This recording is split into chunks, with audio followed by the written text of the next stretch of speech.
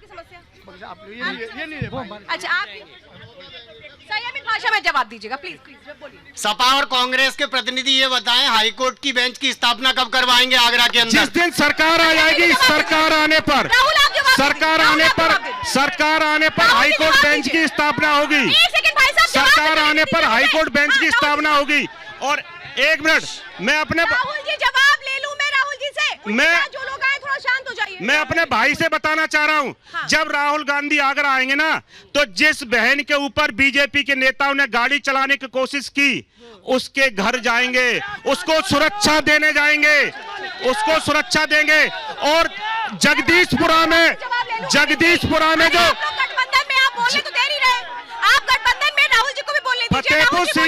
फतेहपुर सीगरे के सांसद ने जो जगदीशपुरा में जमीन पर कब्जा किया है ना, उसे मुक्त कराएंगे। बिल्डोजर चलवाएंगे, बिल्डोजर जगदीशपुरा की जमीन पर। बोलिए जगदीशपुरा की जमीन वालों को करवा लो। बोलिए 2024 में जब हमारी सरकार गठबंधन की, ये हुटिंग किस लिए हो रही है? रुकिए, जवाब दीजिए राहुल जी। मैं चाहूंगी आप संक्षेप में जवाब दें, उसके बाद मुझे पवन आगरी के पास जाना है। निश्चित तौर पर ये मान लेना, आगरा में खंडपीठ की स्थापना करने का काम गठबंधन की सरकार करेगी।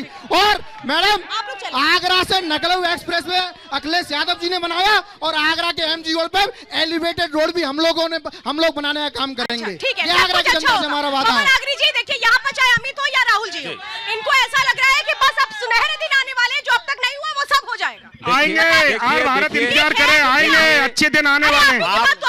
आप ये समझ लीजिए माननीय, और भारत परेशान ना हो। बात को आगे बढ़ा रही हूँ भाई साहब, व्यक्तिगत टिप्पणी ना करें वरना मंच से नीचे उतारना पड़ेगा। बोलिए। राष्ट्रीय लोकदल बीजेपी के प्रवक्ता होने के नाते आपको बुरा लग रहा है? नहीं, ये बीजेपी के प्रवक्ता है। एक मिनट अमित जी, और हम देखिए राष्ट्रीय देखिए, मैं आपको बताना चाहता हूं कि इस तरह की गुंडागर्दी से काम नहीं चलता है। और राष्ट्रीय लोकदल यदि भाजपा के साथ एनडीए गठबंधन में आया है तो बड़ी शिद्दत के साथ आया है और काफी कमिटमेंट के साथ आया है। यदि ऐसी ही बात होती, माननीय चौधरी जी आपके पास आऊंगी। यहाँ पर जब समाजवादी पार्टी और कांग्रेस से सवाल किया गया तो उन सवालों के जवाब उनके पास नहीं थे और वो यहाँ से चले गए हैं। अब मेरे पास जो मेहमान हैं उनसे मैं आगे कार्यक्रम को बढ़ा रही हूँ। हाँ बताइए।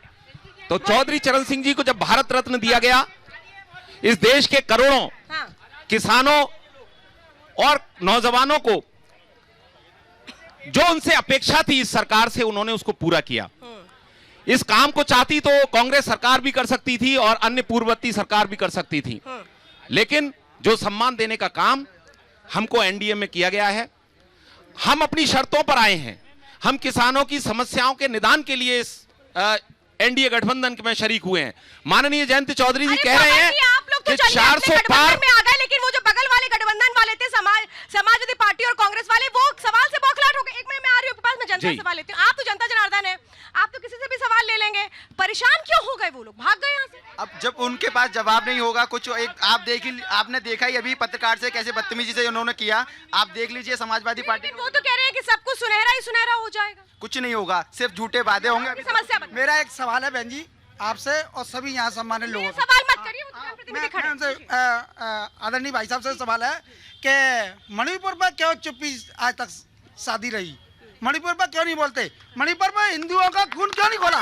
जवाब दे दीजिए जरा, इनकी ये भी समझ, ये भी बात है कि आप लोग सेलेक्टिव अप्रोच रखते हैं। मणिपुर की घटना जो मेरे भाई कह रहे हैं, वो कांग्रेस शासन का एक बुआ हुआ बीज था, जिस बीज को सामने निकल के काम रहा। लेकिन गृह मंत्री जी तत्काल प्रभाव से मणिपुर पहुंचे और दोनों समुदाय के बीच आज दोनों शांति वार्ता, दोनों समुदाय, आज चुनाव मणिपुर में पहले चरण में हुआ है, तो आपने देखा है कि शांतिपूर्वक वहां वोटिंग हुई है। मेरे भाई मैं आपकी भावनाओं की कदर करता हूं। जो भी घटना है तत्काल प्रभाव से जांच एजेंसी वहां कर रही है और जो भी उसमें दोषी पाया जाएगा निश्चित तौर पर कार्रवाई होगी। दूसरा श्वेता जी जो ये कह रहे थे इंडी गठबंधन के लोग आगरा में एक पूर्व मंत्री की बात, तत्काल प्रभाव से उनके बात में कह रहा हूँ, इनके चाल चरित्र चेहरा जो सामने दिखता है ना, तत्काल प्रभाव से एफआईआर हुई है। जो भी दोषी होगा जेल जाने का काम करेगा योगी जी की सरकार। बोलूंगी, आप बताइए। देखिए अब आप यहाँ इंडी तो है नहीं, अब यहाँ पर बीजेपी वाले हैं और हमारे साथ इंडी वाले, ये आपके आरएलडी वाले, क्या आप इनसे सवाल करना चाहते हैं? मैं इनसे क्या जवाब दूं? इन्होंने तो जो करा है वो अच्छा है, लेकिन ये कह रहा हूं जिस तरह से अभी ये बचमिनते निकल के भाग रहे हैं, जनता के सवालों का जवाब नहीं दे रहे हैं, ऐसे लोग कैसे देश चलाएंगे? कम से कम भगना कैसे चाहिए था इनको? सुनो, और मैं समाजवादी पार्टी के से कहना चाहता हूं, जब वो मुलायम सिंह जी थे कहते थे कि बच्चों से गलतियां हो जाती हैं, और राहुल गांधी कहते थे कि आलू से हम सोना निकाल देंगे, और जनता जाना चाहती है तो ये भग जाते हैं। मतलब सवालों का जवाब इंडी गठबंधन नहीं दे रहा। बोलिए। ये मैडम बिल्कुल सही कहा हमारे राष्ट्रीय अध्यक्ष गोविंद पारासर जी ने। मैं इस बात से सहमत हूँ। आप आगरा के ही हैं ना, आपकी समस्या क्या है? जाम से मुक्ति मिल गई? जान से मुक्ति मिल गई? जाम से ट्रैफिक जाम से मुक्ति मिल गई? मैडम उसके लिए भी तैयारी चल रही है ना हर जगह। एक मिनट भाई साहब, एक मिनट, हाँ, बताइए। मैडम ऐसा है, मैं 20 साल पुराने मुद्दों की बात कर रहा हूँ। सभी लोग सापा के हो, कांग्रेस के हो, बीजेपी के हो, बैराज, आगरा के अंदर एम्स हॉस्पिटल, एजुकेशन हब, क्या दिया इनने? एयरपोर्ट की बात, स्टेडियम की बात, कुछ नहीं मिला। चाहे सरकार सापा की रही हो, कांग्रेस की रही हो, बीजेपी की रही हो। मैं इतना कहना चाहता हूँ, जो सब मेरे भाई खड़े हैं, भाई हैं, ये लड़ाई मत लड़ो, ये बताओ आगरा को दिया क्या दे रहे हो आगरा को? बहुत अच्छी। देखिए हिमांशु जी से मैं कहूंगी, हिमांशु जी जवाब दीजिए। देखिए इन्होंने बड़ी अच्छी बात बोली कि आपस की बात आप कर रहे हैं, लड़ाई कर रहे हैं, कौन जीते कौन हारे, जनता पे भी कुछ छोड़ दीजिए। विकास की बात करें, लेकिन उसका जवाब नहीं इंडी गठबंधन का, और इंडी गठबंधन के लोग इसलिए भाग गए यहाँ से। मैं चाहूंगी हिमांशु जी। आगरा में लगातार जो है कांग्रेस शासन रहा है यहाँ, और कांग्रेस के शासन के दौरान भी विकास हुए से इनकार नहीं किया जा सकता। लेकिन उस विकास को खुद उस समय के तत्कालीन प्रधानमंत्री कहा करते थे, जब 1 रुपया भेजा जाता है तो 25 पैसे जाता है। तो आज पूरा का पूरा 1 रुपया सीधे खाते में जा रहा है। विकास की बात अगर शहर की करें तो मेट्रो यहाँ बन चुकी है, मेट्रो बन चुकी है आगरा में।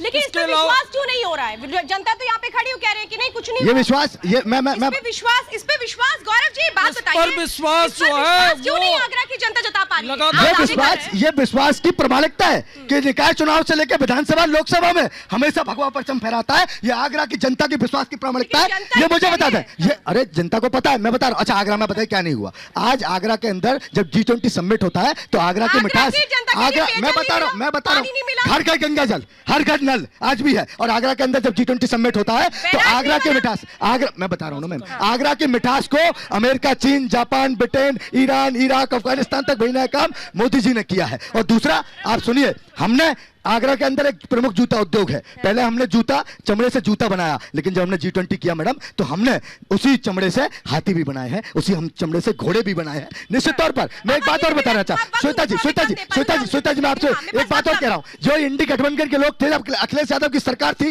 इस गुंडावादी सरकार ने, जब मेरी बहनें कॉलेज जाती थी ना, जब कोचिंग सेंटर जाती